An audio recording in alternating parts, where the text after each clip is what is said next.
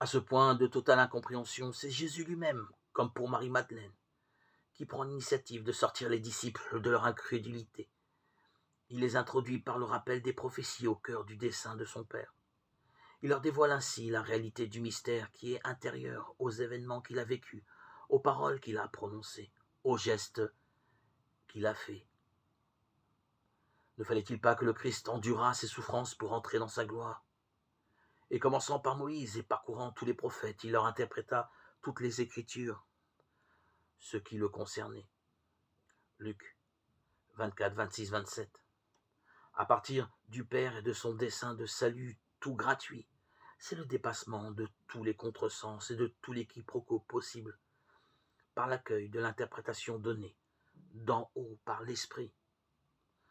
Notre cœur n'était-il pas tout brûlant dedans de nous quand il nous parlait en chemin et qu'il nous expliquait les Écritures? Luc 24, 32.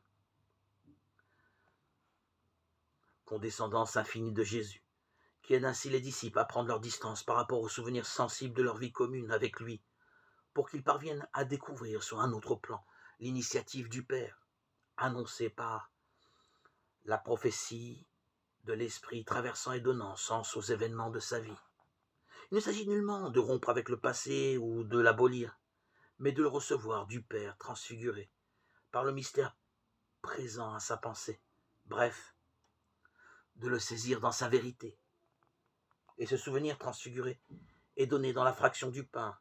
Celle-ci renvoie au mémorial établi par Jésus à la veille de sa mort.